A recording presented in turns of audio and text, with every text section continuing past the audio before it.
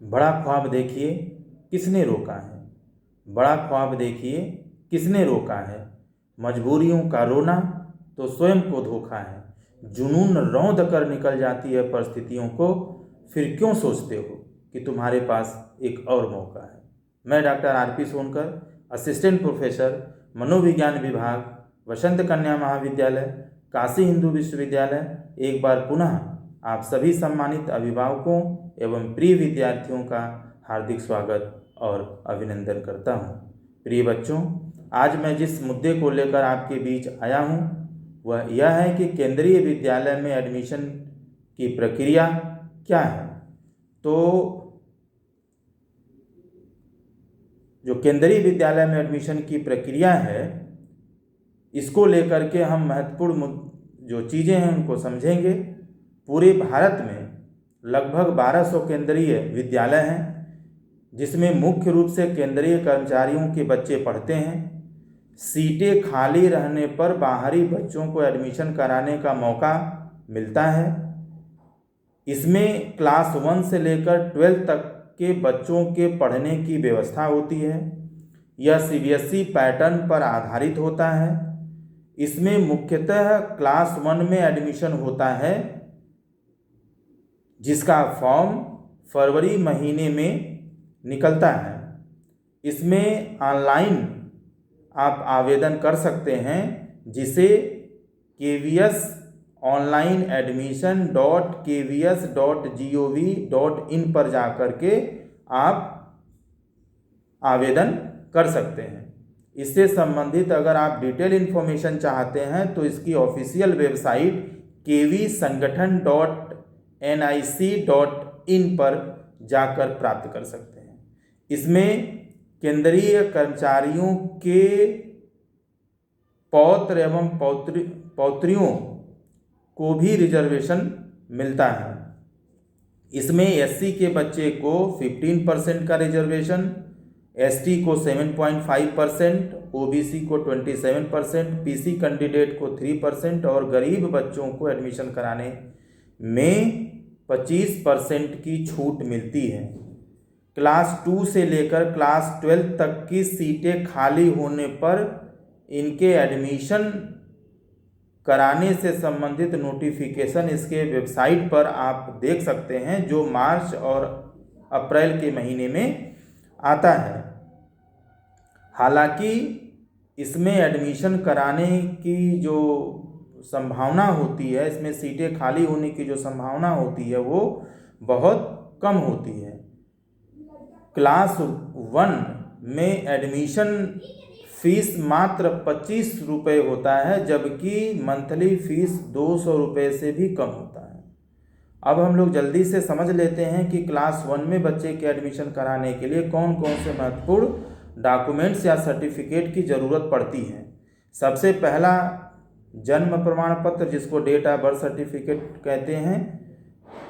Class 1 में बच्चे के एडमिशन होने के लिए जो एज लिमिट है वह 5 to 7 ईयर्स के बीच होनी चाहिए। उसके बाद आधार कार्ड, उसके बाद निवास प्रमाण पत्र, उसके बाद केंद्रीय कर्मचारी सर्टिफिकेट, जिससे साबित होता हो कि बच्चे का अभिभावक केंद्रीय कर्मचारी हैं।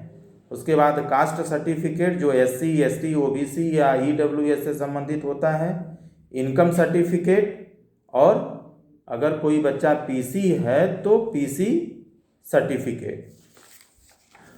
अब अगर हम कर्मचारियों की वरीयता को समझ लें तो सबसे पहले स्थान पर उन कर्मचारियों के बच्चों को केवी में एडमिशन कराने का मौका दिया जाता है जो पूर्ण रूप से केंद्रीय कर्मचारी होते हैं।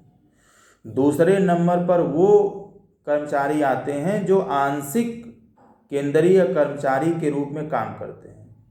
तीसरे नंबर पर उन कर्मचारियों के बच्चों को केंद्रीय विद्यालय में एडमिशन कराने का मौका दिया जाता है जो पूर्ण रूप से राज्य कर्मचारी होते हैं। और चौथे नंबर पर आंशिक राज्य कर्मचारियों के बच्चे को केंद्रीय विद्यालय में एडमिशन कराने का मौका मिलता है। और सबसे अंत में सामान्य बच्चों को केंद्रीय विद्यालय में एडमिशन कराने का मौका मिलता है जिनके पेरेंट्स उपरोक्त चारों में से किसी से संबंध नहीं रखते हैं, जैसे बिजनेसमैन या किसान का बेटा। ठीक है, अब जल्दी से अगर हम फॉर्म भरने की प्रक्रिया पे बात कर लें तो सबसे पहले फॉर्म भरने के लिए आपको kvs.online.admission.kvs.gov.in पर जाकर के रजिस्ट्रेशन करना पड़ता है। रजिस्ट्रेशन करने के बाद मिले हुए आईडी और पासवर्ड की सहायता से सेम लिंक पर जाकर आपको अपना आवेदन करना होता है और जो इन्फॉर्मेशन आपसे मांगी जाती है उसको सही भरना होता है। फॉर्म भरने और उसको सबमिट करने के बाद उसका एक प्रिंट निकाल करके रख लेना चाहिए, क्योंकि कभी कभी इसकी ज़रूरत भविष्य में पड़ती है। क्लास 1 के बच्चे का एडमिशन लॉटरी सिस्टम द्वारा किया जाता है। यह कंप्यूटर बेस्ड सॉफ्टवेयर पर आधारित होता है।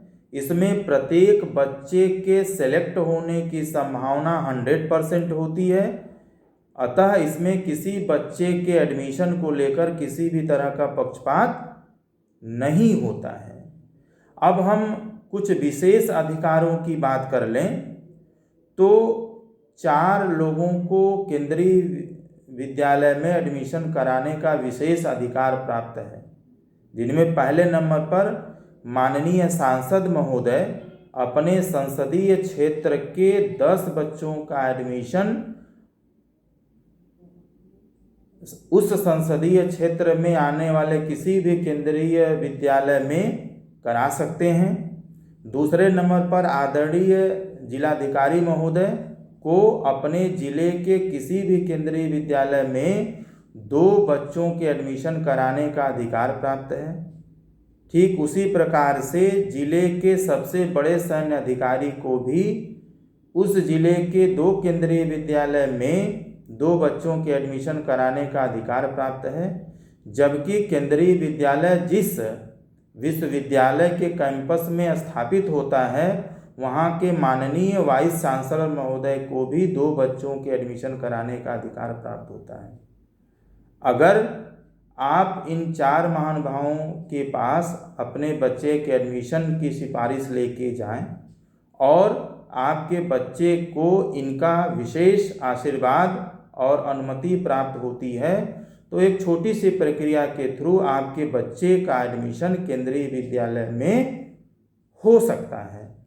अब एक महत्वपूर्ण बात कर लेते हैं कि ऐसे कौन से कंडीशन हैं जहां पर आपके बच्चे का फॉर्म रिजेक्ट कर दिया जाता है, वो कौन कौन से कंडीशन हो सकते हैं। तो ऐसे 4 महत्वपूर्ण कारक हैं जिस पर आपको ध्यान देना चाहिए। पहला है कि समय सीमा के अंदर फॉर्म न भर पाना, किसी भी सर्टिफिकेट का फर्जी होना, सर्टिफिकेट में किसी भी तरह की त्रुटि होना और किसी सर्टिफिकेट का उपलब्ध न होना या समय से उसको जमा न कर पाना।